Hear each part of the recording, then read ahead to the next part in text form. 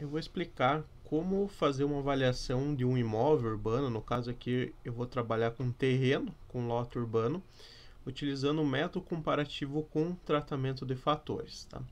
Então, para montar essa aula, eu utilizei o exemplo do IBAP São Paulo, tá? Tem um capítulo do livro do IBAP São Paulo que fala exclusivamente sobre isso, e nesse livro, cada autor escreveu um capítulo diferente, tá? Sendo que esse capítulo em específico foi escrito pelo engenheiro Nelson, tá? Nelson Filho, que está aqui. Então a fonte de toda a aula, a metodologia, fica méritos para ele. Fica referenciado como sendo ele o autor, e o IBAP São Paulo também.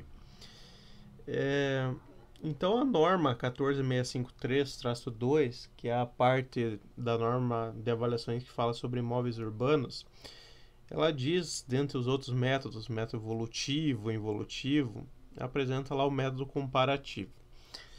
Sendo que esse método comparativo pode ser de duas maneiras, ou por tratamento por fatores, que eu vou explicar agora, ou pode ser através de regressão linear, ou seja, regressão linear simples, no caso de uma variável independente só, ou seja, regressão linear múltipla, no caso de várias variáveis independentes, tá? Utilizando estatística inferencial.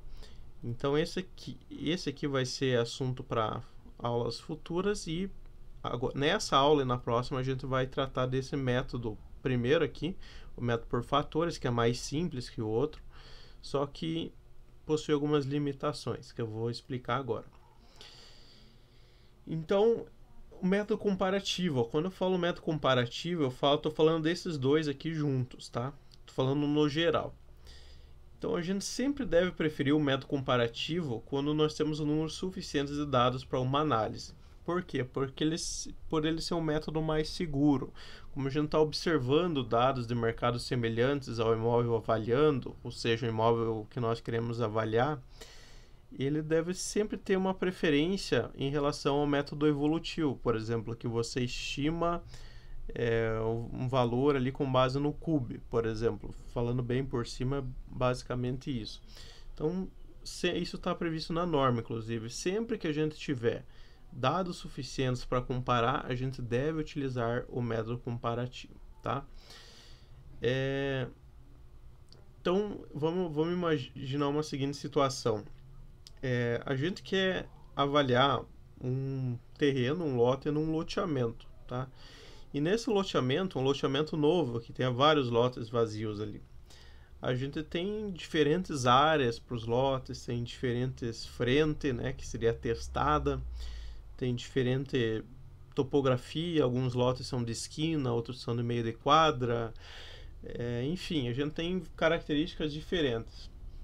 Então a gente poderia somar os valores de vários lotes, por exemplo, 5 ou 10 lotes, e fazer uma média aritmética simples. Por exemplo, soma o preço, né, de 10 lotes e divide por 10. A gente encontraria a média. Então, será que isso é correto? Não. Por quê? Como diz aqui, ó, antes de extrair uma média dos valores observados, é necessário que sejam feitas compensações das diferenças existentes entre os terrenos pesquisados, de modo a homogeneizar, eu deixei essa palavra destacada, que a gente vai ouvir falar bastante, a amostra. O que quer dizer amostra? Amostra de uma população, amostra são os dados que nós coletamos, e possibilitar um cálculo de um valor médio de mercado. Então quer dizer o quê? Que a gente não vai pegar 10 lotes lá, a não ser, lógico, é muito difícil que a gente pegue os 10 lotes iguais, né? E o lote que a gente quer saber o preço que a gente está avaliando vai ter as mesmas características desses 10 lotes. Então a gente vai pegar ali um lote de 360 metros quadrados, outros de 380, outro de 400, um que tem 12 de frente, outro que tem 15, um que é de esquina, outro que não é. Enfim, várias questões. Eu estou até dando exemplo de um loteamento só, mas eu poderia estar comparando dados de dois loteamentos diferentes, né? Então, os lotes de um loteamento, do loteamento A, podem valer um pouco mais que os lotes do loteamento B.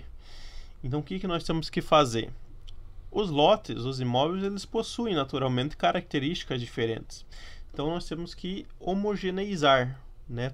Tornar essa amostra homogênea a ponto que seja mais seguro a gente comparar. Então, quando a gente diz essa palavra homogeneizar, quer dizer a gente diminuir as diferenças, né? Tornar eles homogêneos de forma que não tenha mais diferença entre eles. Basicamente isso. Então, o que nós temos de diferente ali nos lotes? A frente, a profundidade, né? Frente, profundidade e área é uma coisa que está ligada com a outra, né? A profundidade seria igual à área dividido pela frente. Eu vou explicar um pouco mais à frente o conceito de profundidade equivalente também.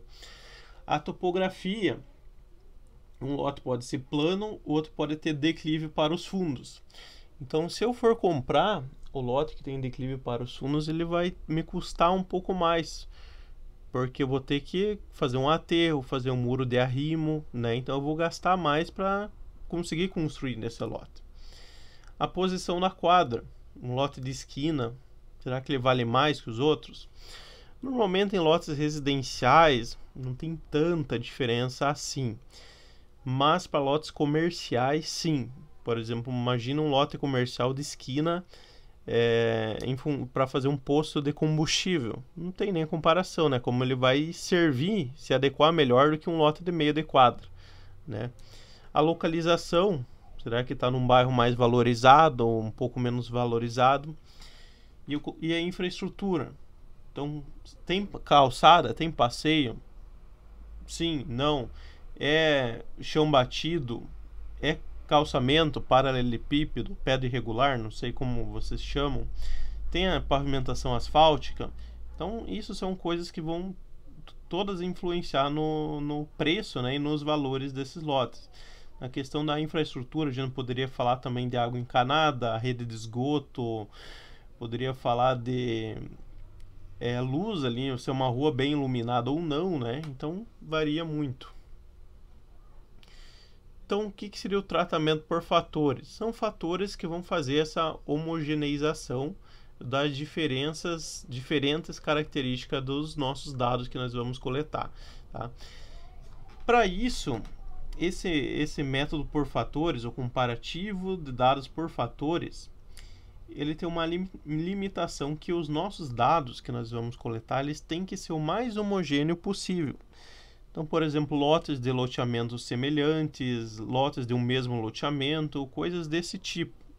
Tá? Então, eu não posso, por exemplo, usar esse método para comparar um lote residencial e um comercial. Não tem sentido porque eles já são naturalmente heterogêneos. Ele tem uma natureza distinta, né? Então, eu coloquei aqui, ó, comparar imóveis com diferenças, que ficou errado, com diferenças significativas é erro grave. A gente não vai ter um bom resultado se a gente utilizar amostras muito aleatórias, muito heterogêneas. Essa é a limitação desse método.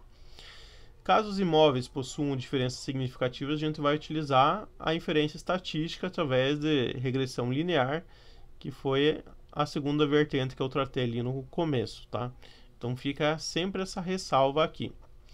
Por isso que na prática é talvez mais difícil da gente utilizar esse método, salvo a gente tenha bastante dados ali muito semelhantes, então daí sim acaba sendo viável. E sugestão de aplicação, no mínimo 5 dados de mercado, tá? Então ele é um pouco, em relação à quantidade de dados, ele é um pouco mais flexível que o método através de regressão linear, tá? Então a partir de 5 dados. A gente vai ver adiante que pode ser que a gente precise eliminar um dos dados se ele ficar muito discrepante, tá? Mas de 5 a 10 ali, por exemplo, a gente já poderia trabalhar com esse método. Deve-se atentar que é sempre preferível um número reduzido de elementos comparativos, mas efetivamente comparáveis. Então quer dizer o quê? Que não adianta a gente pegar 20 dados e os 20 dados ter diferenças significativas. É mais válido a gente pegar 5 dados que são efetivamente comparáveis, que são semelhantes ao imóvel, ao lote avaliando, tá? Sempre quando eu falar lote, o imóvel avaliando, é o imóvel que a gente quer avaliar. Então, fatores, alguns dos possíveis. Eu vou apresentar aqui quais são os fatores, tá? Então, vai ter ali, por exemplo, o fator de de oferta, vai ter o fator de frente, de profundidade, de transposição. São todos fatores que vão, ao meu ver, impactar ali no valor, né, no preço do terreno, do lote. Então, as sugestões desses fatores aqui é conforme o IBAP São Paulo, tá? Existem vários autores que sugerem como utilizar diferentes fatores. Por exemplo, eu estou aqui com o livro Engenharia Legal e de Avaliações, do Sérgio Abunaman, que é um outro autor bem conceituado na área de engenharia de avaliações. Então, num capítulo do livro dele, ele sugere outros fatores, tá? Mas a ideia desse vídeo, dessa aula, é apresentar os critérios do IBAP São Paulo.